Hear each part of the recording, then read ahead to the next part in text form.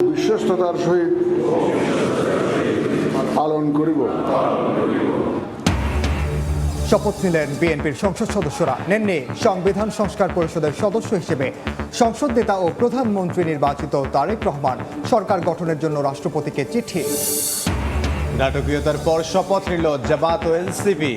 এমপির পাশাপাশি সংবিধান সংস্কার পরিষদের সদস্য হিসেবে শপথ গ্রহণ। বৈঠকের পর সিদ্ধান্তে পরিবর্তন।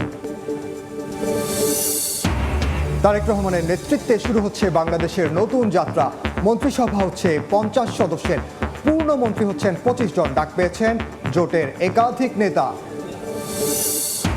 সৌদি প্রবাসীর স্ত্রী ও 2 শিশুর গলাকাটা মরদেহ উদ্ধার। কুমিল্লার হোমনায় চাঞ্চল্য। হত্যার কারণ এখনো অজানা। জড়িতদের ধরার চেষ্টায় আইন শৃঙ্খলা রক্ষা বাহিনী। এবং রমজান ঘিরে টিসিবির কার্যক্রম শুরু। ফ্যামিলি কার্ডের পাশাপাশি দৈনিক 450 ট্রাকে মিলবে পণ্য। এক বছরে ভর্তুকি কমেছে 1000 কোটি টাকা, দাবি উপদেষ্টার।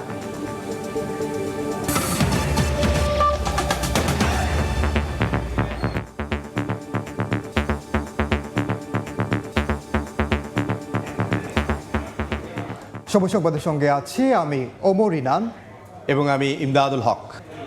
শপথ নিলেন ত্রয়োদশ জাতীয় সংসদ ভোটে নির্বাচিত বিএনপি সংসদ সদস্যরা।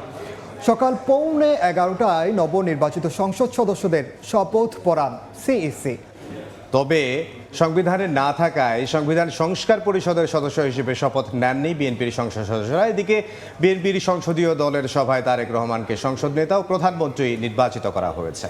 নেতারা জানিয়েছেন শুল্কমুক্ত গাড়ি ও সরকারি প্লট সুবিধা নেবেন না বিএনপির এমপিরা। গণতান্ত্রিক উত্তরণের যাত্রায় আবারও সরব জাতীয় সংসদ। দীর্ঘদিন পর নির্বাচিত জনপ্রতিনিধিদের উপস্থিতিতে মুখর আইনসভা প্রাঙ্গণ। ত্রয়োদশ সংসদের সদস্য হিসেবে শপথ নিতে মঙ্গলবার সকাল থেকেই জাতীয় সংসদ ভবনে আসতে থাকেন বিভিন্ন দলের নির্বাচিতরা। সকাল 10:30টার দিকে স্ত্রী কন্যাকে সঙ্গে নিয়ে সংসদ ভবনে পৌঁছান একক সংখ্যাগরিষ্ঠতা পাওয়া দলের নেতা বিএনপি চেয়ারম্যান তারেক রহমান। শপথ অনুষ্ঠান শুরুর আগে সংবিধান সংস্কার পরিষদের সদস্য হিসেবে শপথের বিষয়ে নবনির্বাচিতদের সামনে দলের অবস্থান তুলে ধরেন বিএনপির স্থায়ী কমিটির সদস্য সালাহউদ্দিন আহমদ। আমরা কেউ সংবিধান সংস্কার পরিষদের সদস্য হিসেবে নির্বাচিত হইনি এবং সংবিধানে এটা এখনো ধারণ করা হয়নি।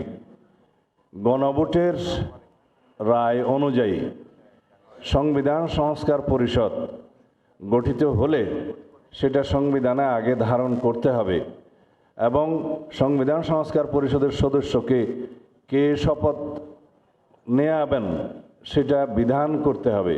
সাংবিধানিকভাবে জাতীয় সংসদে গৃহীত হওয়ার পরে তখন জাতীয় সংবিধান সংস্কার পরিষদের সদস্যদের শপথ নেয়ার বিধান করা যাবে।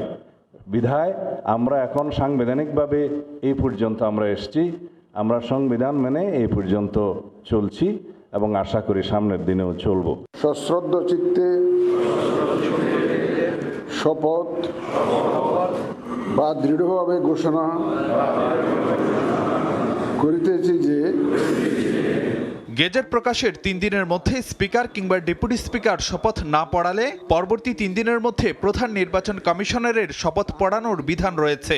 সে অনুযায়ী সকাল 11:15টার দিকে বিএনপির নবনির্বাচিত সংসদ সদস্যদের শপথ বাক্য পাঠ করান প্রধান নির্বাচন কমিশনার এএমএম নাসির উদ্দিন। বাংলাদেশের প্রতি অকৃত্রিম বিশ্বাস ও আনুগত্য পোষণ করিব। পরে সকাল 11:30টায় সংসদ ভবনে বসে বিএনপির সংসদীয় দলের বৈঠক। সেখানে সংসদ নেতা ও প্রধানমন্ত্রী হিসেবে তারেক রহমানকে সর্বসম্মতিক্রমে নির্বাচিত করা হয়। এ সময় বিএনপির সংসদ সদস্যদের শুল্কমুক্ত গাড়ি ও সরকারি প্লট না নেয়ার অনুশাসন দেন নবনির্বাচিত সংসদ নেতা জনাব তারেক রহমান। আমাদের উদ্দেশ্যে 2টা অনুশাসন দিয়েছেন। কোন সংসদ সদস্য ট্যাক্স ফ্রি গাড়ি নেবেন না।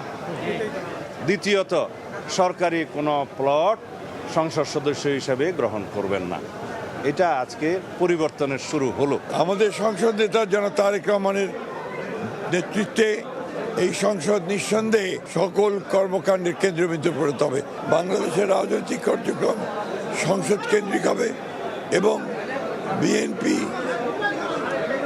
সংখ্যাগরিষ্ঠ দল হিসেবে জাতিকে ঈপ্সিত লক্ষ্যের দিকে নিয়ে যাবে রাজনৈতিকভাবে এবং অর্থনৈতিকভাবে। ত্রয়োদশ জাতীয় সংসদ নির্বাচনে গ্যাজেট হওয়া 297 আসনের মধ্যে দলীয়ভাবে 209টিতে আর জোটগতভাবে 212 আসনে জয় পেয়েছে বিএনপি। ফারুক ভিয়া, রবিন, সময় সংবাদ, ঢাকা।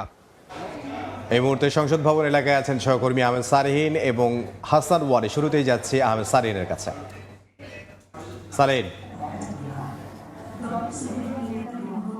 এই মুহূর্তে আমি অবস্থান করছি জাতীয় সংসদের দক্ষিণ প্লাজা, যেখানে কিছুক্ষণের মধ্যে নবগঠিত যে মন্ত্রী পরিষদ অর্থাৎ বিএনপি নেতৃত্বাধীন মন্ত্রী পরিষদ গঠন হবে এবং সেখানে শপথ নেওয়া হবে, যেখানে বিএনপি চেয়ারম্যান তারেক রহমান তিনি প্রধানমন্ত্রী হিসেবে শপথ নিতে যাচ্ছেন।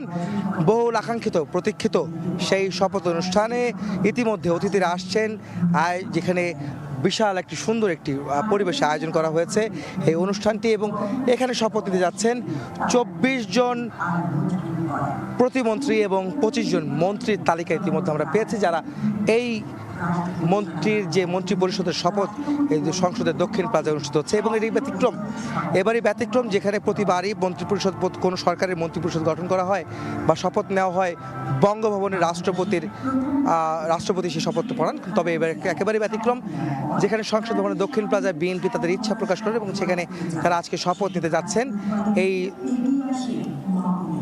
এই সংসদ ভবনের দক্ষিণ প্লাজায়। এবং সেই আয়োজন কিন্তু পুরোপুরি সম্পন্ন হয়েছে এবং আমরা দেখেছি বিদেশি কূটনৈতিক, সরকারি দপ্তরের বিভিন্ন সরকারি কর্মকর্তা তারা সবাই এসেছেন এখানে। ইতিমধ্যে আমরা দেখতে পাচ্ছি যে বিএনপি নেতাকর্মীরাও কিন্তু অনেকে রয়েছেন, যারা কেন্দ্রীয় নেতৃবৃন্দ রয়েছেন, বিভিন্ন অতিথিরা রয়েছেন এখানে। সব মিলে যদি বলা যায় যে এখন ইতিমধ্যে কিছুদিনের মধ্যে তারেক রহমান এখানে আসবেন এবং তার মন্ত্রীদের সঙ্গে নিয়ে তিনি শপথ করবেন। যে নবগঠিত মন্ত্রী পরিষদ গঠিত হতে যাচ্ছে, সেই মন্ত্রী পরিষদের 25 জন মন্ত্রী, পূর্ণমন্ত্রী এবং 24 জন প্রতিমন্ত্রী অংশ নিচ্ছেন এবার মন্ত্রী পরিষদের সভা এবং মন্ত্রী পরিষদ শপথ নিতে যাচ্ছেন। এর আগে আপনারা জানেন যে আজকে বিএনপি শরিকরা 212 জন সংসদ সদস্য তারা আজকে শপথ নিয়েছেন সংসদ ভবনের ভেতরে। প্রধান নির্বাচন কমিশনার সেই শপথ পাঠ করান এবং আজকে এখন মন্ত্রী পরিষদ শপথ অনুষ্ঠিত হবে এই মঞ্চে, যে মঞ্চটি সংসদ ভবনের দক্ষিণ প্লাজায়, যেখানে বিএনপি চেয়ারম্যান তারেক রহমান সেই মঞ্চে তিনি শপথ নেবেন। তো এই ছিল আমার কাছে সংসদ ভবনের দক্ষিণ প্লাজায়, যেখানে মন্ত্রী পরিষদ শপথ নেবেন, প্রধানমন্ত্রী তারেক রহমান সহ অন্যান্যরা শপথ নিতে যাচ্ছেন। তার সবশেষ খবর এখন যাব আমাদের হাসান ওয়ালি সহকর্মী, তিনি জানাবেন বাকি খবর। সহকর্মী আহমেদ সালিম যেমন জানাচ্ছিলেন, আমিও ঠিক অপর প্রান্তে রয়েছি জাতীয় সংসদ ভবনের দক্ষিণ প্লাজায়। বিএনপি চেয়ারম্যান তারেক রহমান, যিনি নতুন সরকারের প্রধানমন্ত্রীর দায়িত্ব নিতে যাচ্ছেন, খুব দ্রুত সময়ের মধ্যে এই মঞ্চস্থলে এসে পৌঁছাবেন, এমনটি কিন্তু আসলে সঞ্চালকের তরফ থেকে জানানো হচ্ছে। এই শপথ পড়াবেন রাষ্ট্রপতি মোহাম্মদ শাহাবুদ্দিন, তিনিও খুব দ্রুত সময়ের মধ্যে এসে পৌঁছাবেন। আনুষ্ঠানিকভাবে 4টায় সময় নির্ধারণ করা হয়েছে। আমরা দেখতে পাচ্ছি এরই মধ্যে আমন্ত্রিত অতিথিরা অনেকেই কিন্তু আসলে এসে পৌঁছেছেন। বিদেশি অনেক বিভিন্ন দেশের প্রতিনিধিরা এসে পৌঁছেছেন, বিভিন্ন রাজনৈতিক দলের প্রতিনিধিরা রয়েছেন এখানে। সংসদ সদস্যরা অনেকে আসতে শুরু করেছেন এবং মন্ত্রী পরিষদে যারা থাকবেন ইতিমধ্যে নানান মাধ্যমে আমরা নাম জানতে পেরেছি, তাদের পরিবারবর্গকেও কিন্তু আমন্ত্রণ জানানো হয়েছে। তারা এই মাহেন্দ্রক্ষণে তারা এসে উপস্থিত হবে। অর্থাৎ দীর্ঘদিন পর যে জনগণের দ্বারা নির্বাচিত প্রতিনিধিদের দ্বারা সরকার গঠন হতে যাচ্ছে, সেই মাহেন্দ্রক্ষণে কিন্তু দাঁড়িয়ে বাংলাদেশ। আমরা জানি আজকে সকালে প্রথমে জাতীয়তাবাদী দল বিএনপি, যারা 2/3 সংখ্যাগরিষ্ঠতার মধ্য দিয়ে সরকার গঠন করতে যাচ্ছে, বিএনপির দলীয় সংসদ সদস্যরা তারা শপথ গ্রহণ করেন। এরপরে কিন্তু ধারাবাহিকভাবে আমরা দেখেছি বিরোধী দল যারা হতে যাচ্ছেন, জামায়াত, এনসিপি সহ অন্যান্যরাও কিন্তু শপথ নিয়েছেন। এর পরবর্তীতে কিন্তু আসলে মূল আনুষ্ঠানিকতা, যেটি আজকের মন্ত্রী পরিষদের যারা তারা আসলে শপথ নেবেন, ঠিক এই জায়গাটিতে আমরা কিন্তু দেখতে পাচ্ছি বিভিন্ন শ্রেণী পেশার মানুষ কিন্তু এরই মধ্যে এই জায়গাটিতে এসেছেন। বিভিন্ন শোষণ সমাজের প্রতিনিধিরাও কিন্তু আছেন, যারা দীর্ঘ সময় আসলে এই সংস্কার কর্মযজ্ঞের মধ্যে ছিলেন। আমরা কিন্তু অনেকেই দেখতে পাচ্ছি। স্যার, একটু ছোট করে কথা বলতে চাই। আপনারা তো অনেকদিন ধরে একটা সুষ্ঠু নির্বাচনের জন্য কাজ করলেন। আমরা দেখলাম একটি ভালো নির্বাচন স্যার আয়োজন হয়েছে। এখন এই যে নতুন সরকার গঠন করতে যাচ্ছে, কেমন লাগছে? ভালো, ভালো লাগছে। আমরা যারা নির্বাচিত হয়েছেন তাদেরকে অভিনন্দন জ্ঞাপন করি, একই সাথে যারা মন্ত্রিপরিষদ সদস্য হবেন তাদেরকে অভিনন্দন। তো আমরা আশা করি সবাই মিলেমিশে, বিরোধী দল সরকারি দল মিলেমিশে আমরা সমস্যার সমাধান করব, দেশকে এগিয়ে নিয়ে যাব। জি ধন্যবাদ। যেমনটা আসলে বলছিলেন যে সবাই ঐক্যবদ্ধ থেকে মিলেমিশে আগামী দিনে বাংলাদেশকে এগিয়ে নিয়ে যাবেন তেমন প্রত্যাশা কিন্তু করছেন। কিছুক্ষণ পরে আসলে সেই কাঙ্ক্ষিত সময় অর্থাৎ এখানে শপথ অনুষ্ঠান অনুষ্ঠিত হবে। ইমরান সংসদ ভবন থেকে জানাচ্ছিলেন সহকর্মী আহমেদ সালেন এবং হাসান ওয়ালি। নাটকীয়তা আর অনিশ্চয়তা কাটিয়ে শপথ নিলেন 11 দলীয় ঐক্যের সংসদ সদস্যরা। মঙ্গলবার দুপুরে প্রথমে সংসদ সদস্য হিসেবে শপথ নেন জামাতে ইসলামী থেকে নির্বাচিতরা। পরে সংবিধান সংস্কার পরিষদের সদস্য হিসেবেও শপথ নেন তারা।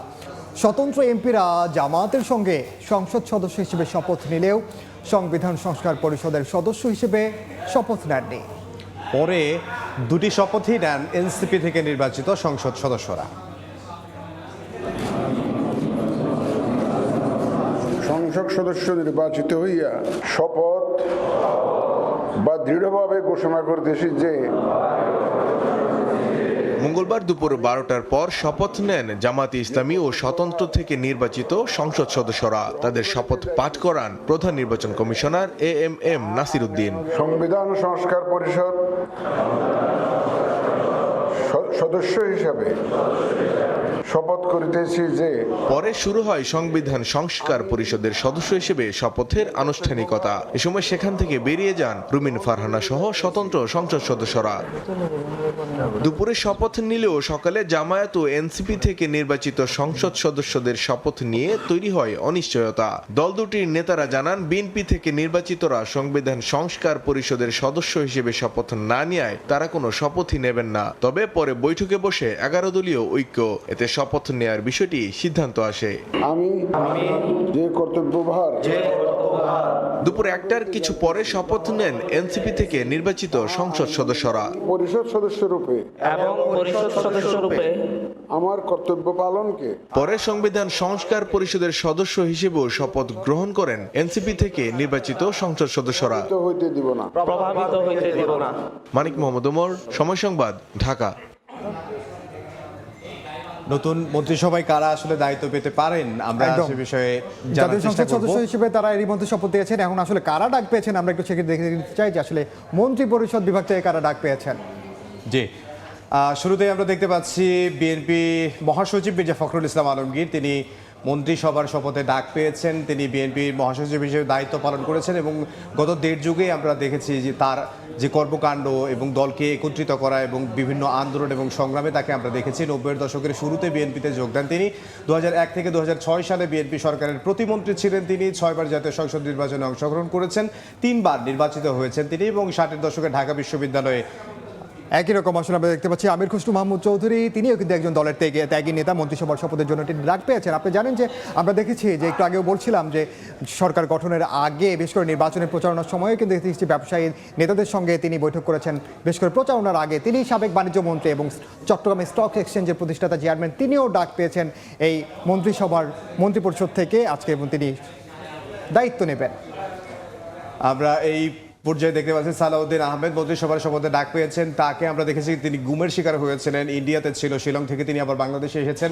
রাজনীতিতে আসার আগে বিসিএস প্রশাসন ক্যাডারে কর্মকর্তা ছিলেন তিনি। 1991 সালে বেগম খালেদা জিয়ার এপিএস হিসেবে দায়িত্ব পালন করেছেন তিনি। বর্তমানে বিএনপির জাতীয় স্থায়ী কমিটির সদস্য, বিএনপির যুগ্ম মহাসচিব ও সাংগঠনিক সম্পাদকের দায়িত্ব পালন করছেন তিনি। আমরা দেখতে পাচ্ছি মন্ত্রী পরিষভার শপথের জন্য ডাক পেয়েছেন ইকবাল হাসান মাহমুদ টুকু। আপনি জানেন তিনি এর আগে বিদ্যুৎ প্রতিমন্ত্রী ছিলেন, এবারের মন্ত্রিসভায়ও তার ঠাঁই হয়েছে। 1990 সালে এরশাদ সরকারের পতনের পর মূলত তিনি বিএনপিতে যোগ দেন এবং বিএনপির সর্বোচ্চ নীতি নির্ধারণের ফোরামেরও একজন তিনি।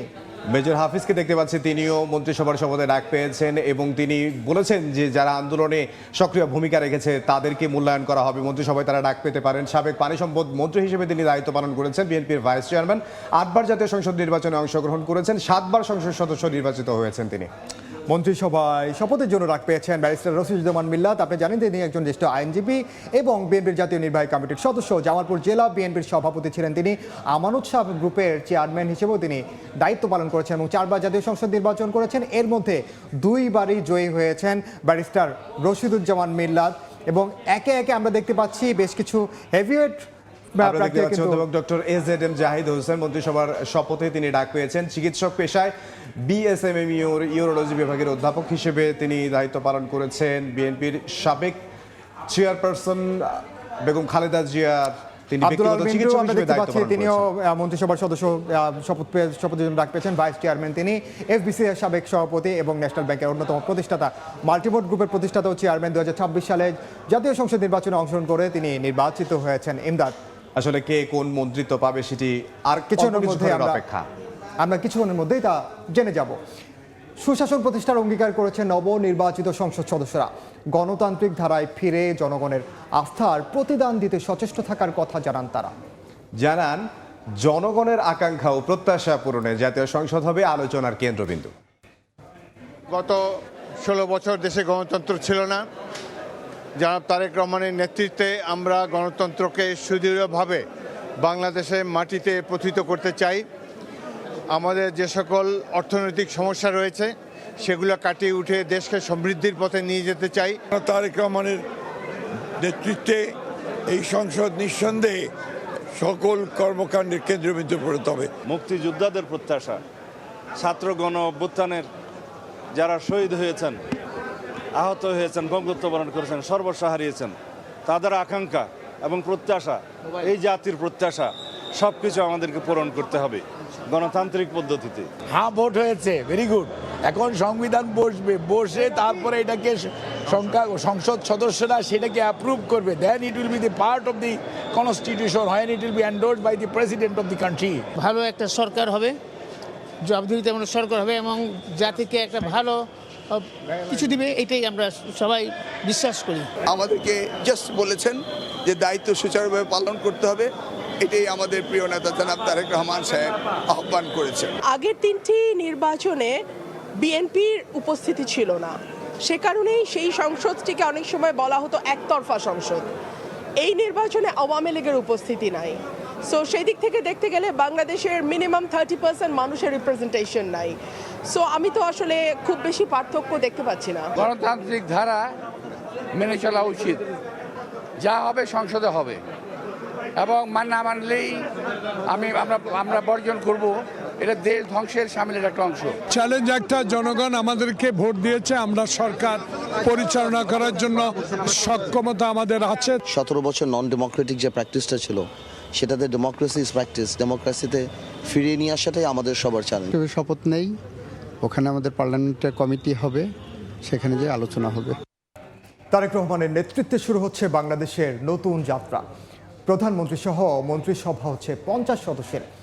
এর মধ্যে 25 জন পূর্ণ মন্ত্রী আর প্রতিমন্ত্রী 24 জন। বিএনপির জ্যেষ্ঠ নেতাদের মধ্যে মন্ত্রী হচ্ছেন মির্জা ফখরুল ইসলাম আলমগীর, সালাউদ্দিন আহমদ, আমির খসরু মাহমুদ চৌধুরী, ইকবাল হাসান মাহমুদ টুকু ও doctor AZM Zahid Hossain. Technocrat কোটায় মন্ত্রী হচ্ছেন বিদায়ী নিরাপত্তা উপদেষ্টা ডক্টর খলিলুর রহমান। এমনি আপনি জানেন যে এছাড়াও মন্ত্রিপরিষদ বিভাগ থেকে ফোন পেয়েছেন আমিনুল হক, শেখ রবিউল ইসলাম, ববি হাজ্জাজ, জোনায়েদ সাকি, নুরুল হক নূর, আন্দালিব রহমান পার্থ।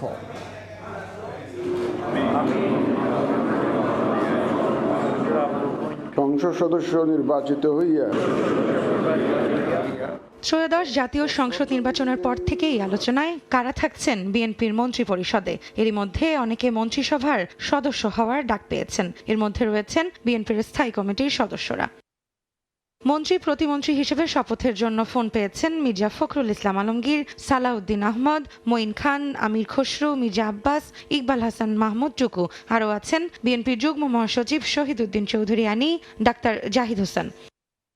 আজ বিকেলে সংসদ ভবনের দক্ষিণ প্লাজায় মন্ত্রী প্রতিমন্ত্রী হিসেবে শপথ নিতে পারেন গণসংহতি আন্দোলনের প্রধান সমন্বয়কারী জোনায়েদ সাকি, বাংলাদেশ জাতীয় পার্টির চেয়ারম্যান আন্দালিব রহমান পার্থ, গণ অধিকার পরিষদের সভাপতি নুরুল হক নূর, সিলেটের সাবেক মেয়র আরিফুল হক চৌধুরী, চাঁদপুর 1 আসনের সংসদ সদস্য এহসানুল হক মিলন। একই সঙ্গে ডাক পেয়েছেন সাবেক অ্যাটর্নি জেনারেল মোহাম্মদ আসাদুজ্জামান এবং আব্দুল আউয়াল মিন্টু।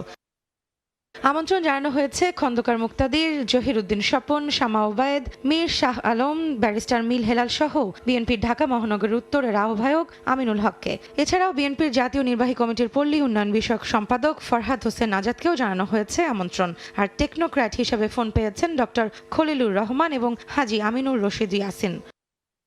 গত 12ই ফেব্রুয়ারি নির্বাচনে 68টি আসন জিতে সংসদে বিরোধী দলের আসনে বসছে জামায়াত। সবকিছু ঠিক থাকলে আগামী 26 ফেব্রুয়ারি বসতে যাচ্ছে ত্রয়োদশ সংসদের প্রথম অধিবেশন। রৌনক নিয়ন্তা, সময় সংবাদ। কুমিল্লার হোমনায় প্রবাসীর স্ত্রী সহ 2 সন্তানের রক্তাক্ত মরদেহ উদ্ধার করা হয়েছে। পুলিশ জানায় উপজেলার মণিপুর গ্রামের ওই প্রবাসীর বাড়ি থেকে মরদেহ 3টি উদ্ধার করা হয়। সকালে স্থানীয়রা কোনো সাড়া শব্দ না পেয়ে তাদের খোঁজ নেন। এ সময় জানালা দিয়ে ঘরের ভেতর মরদেহ দেখতে পেয়ে পুলিশে খবর দেন এলাকাবাসী। পরে মরদেহ উদ্ধার করে ময়না তদন্তের জন্য কুমিল্লা মেডিকেলে পাঠানো হয়।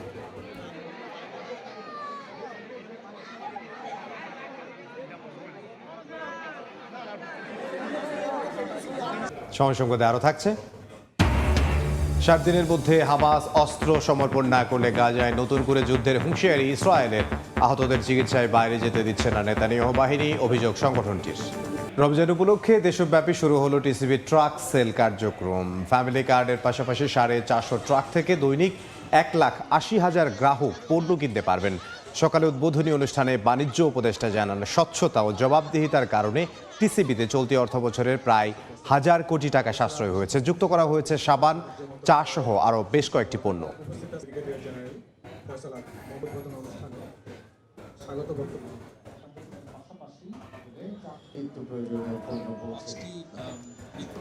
দেশের বাইরের খবর। 7 দিনের মধ্যে হামাস অস্ত্র সমর্পণ না করলে গাজায় নতুন করে যুদ্ধের হুঁশিয়ারি দিয়েছে ইসরায়েল। অন্যদিকে হামাসের অভিযোগ, সীমান্তে বিধিনিষেধ আরোপ করে অসুস্থ ও আহতদের চিকিৎসার জন্য বাইরে যেতে দিচ্ছে না নেতানিয়াহু বাহিনী। এদিকে গাজার সব ধ্বংসস্তূপ পরিষ্কার করতে বছর পেরিয়ে যেতে পারে বলে সতর্ক করেছে ইউএনডিপি।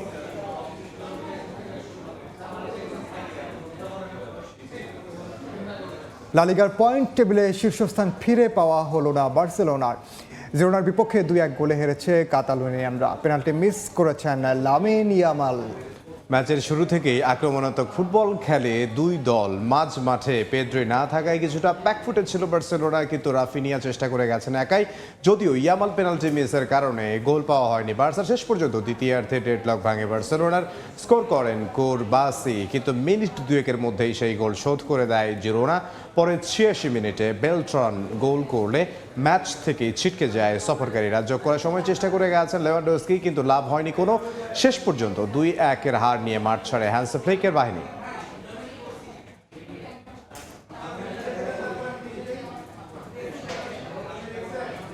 এ পর্যায়ে শীর্ষ সংবাদগুলো জানিয়ে দিচ্ছি আরেকবার। বিশ্বস্ততার সহিত পালন করিব। শপথ নিলেন বিএনপির সংসদ সদস্যরা। নেননি সংবিধান সংস্কার পরিষদের সদস্য হিসেবে সংসদ নেতা ও প্রধানমন্ত্রী নির্বাচিত তারেক রহমান। সরকার গঠনের জন্য রাষ্ট্রপতিকে চিঠি। নাটকীয়তার পর শপথ নিল জামাত ও এনসিপি। এমপির পাশাপাশি সংবিধান সংস্কার পরিষদের সদস্য হিসেবেও শপথ গ্রহণ। বৈঠকের পর সিদ্ধান্তে পরিবর্তন। এবং তারেক রহমানের নেতৃত্বে শুরু হচ্ছে বাংলাদেশের নতুন যাত্রা। মন্ত্রিসভা হচ্ছে 50 সদস্যের, পূর্ণমন্ত্রী হচ্ছেন 25 জন। ডাক পেয়েছেন জোটের একাধিক নেতা।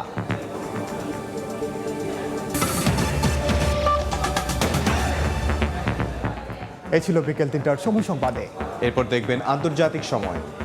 সঙ্গে থাকুন সময়।